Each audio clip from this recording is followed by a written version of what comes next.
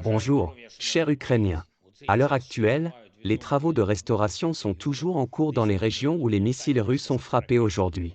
Nous faisons tout notre possible pour rétablir l'approvisionnement en énergie et en eau. Et nous le ferons. Les terroristes russes n'ont pas de missiles qui pourraient toucher le désir des Ukrainiens de vivre de manière civilisée et de prendre soin les uns des autres. Et si quelqu'un au Kremlin a écouté ces propagandistes fous et a décidé que l'obscurité en Ukraine aidera à faire pression sur les Ukrainiens, qu'il ne soit pas surpris de ces pertes lorsqu'il verra comment les Ukrainiens mènent les négociations dans l'obscurité. Aujourd'hui, notre force aérienne et tous ceux qui participent à la protection du ciel ont très bien travaillé. Nous avons réussi à sauver la plupart des objets visés par les terroristes. Ce matin encore, les terroristes ont utilisé 55 missiles de croisière pour une attaque massive, dont 45 ont été abattus. Je remercie tous les commandements de forces aériennes pour ce résultat, Sud, Nord, Est et Ouest, et toutes les unités de forces de défense impliquées dans la protection de notre ciel. De plus, 4 autres hélicoptères russes ont été abattus aujourd'hui, 3 hélicoptères d'attaque K-52 et un Mi-8. Bien sûr, nous continuerons à renforcer notre défense aérienne. Mais déjà maintenant, pour 10 frappes, les terroristes doivent dépenser au moins 4 fois plus de missiles.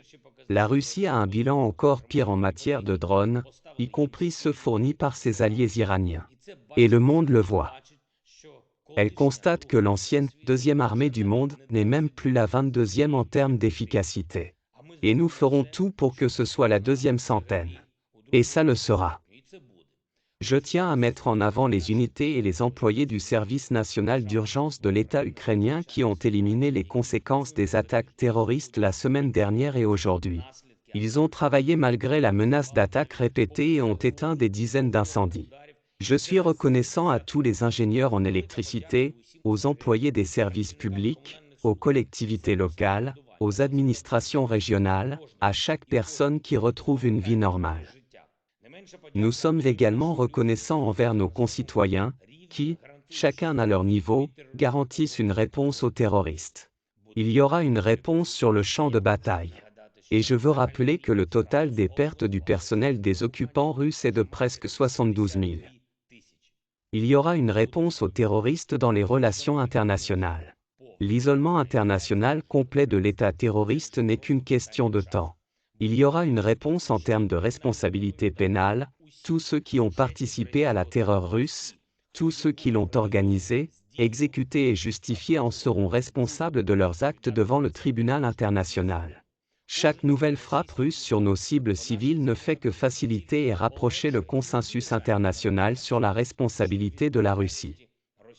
Et l'épave du missile russe tombé sur le territoire de la Moldavie ne fait que nous rappeler combien il est important de nous défendre ensemble contre ce mal, contre le racisme, qui ne reconnaît ni les frontières des États ni les valeurs humaines. Aujourd'hui, le Premier ministre de la République tchèque, l'un de nos plus grands amis, s'est rendu en Ukraine. La République tchèque préside actuellement le Conseil de l'Union européenne, et c'est ainsi que la Russie traite les structures européennes. Pendant la visite du représentant tchèque, 55 missiles de croisière. Toutefois, peu importe ce qu'il pense à Moscou, l'Ukraine se prend en charge et fait ce qu'elle veut. Aujourd'hui, nous avons signé avec le Premier ministre une déclaration spéciale sur l'intégration euro-atlantique de notre pays. La République tchèque a confirmé qu'elle soutiendrait l'adhésion de l'Ukraine à l'OTAN. La déclaration contient également des orientations spécifiques de notre coopération pour la mise en œuvre des normes de l'OTAN en Ukraine. Nous commençons à travailler à la signature de telles déclarations avec tous les membres de l'Alliance. J'ai parlé avec le chancelier allemand Scholz. Je l'ai remercié pour le système de défense aérienne irrité fourni et l'ai informé des résultats obtenus par le système allemand. Nous avons discuté de la possibilité d'accroître le soutien allemand à l'Ukraine, en particulier dans la restauration de nos infrastructures après les attaques terroristes. J'ai également parlé avec le secrétaire général des Nations Unies, Antonio Guterres. Je l'ai informé du nouveau niveau d'escalade dû aux actions russes. La terreur contre les installations énergétiques ukrainiennes et dans le contexte des tentatives de la Russie d'aggraver la crise alimentaire mondiale sont des preuves évidentes que la Russie continuera à s'opposer à l'ensemble de la communauté internationale. Et si c'est le cas, la Russie n'a pas sa place au Conseil de sécurité de l'ONU et dans toutes les autres structures internationales. Je suis reconnaissant à M. Scholz et à M. Guterres de soutenir nos actions visant à préserver l'initiative d'exportation de céréales et à prévenir la famine à grande échelle dans certaines régions du monde.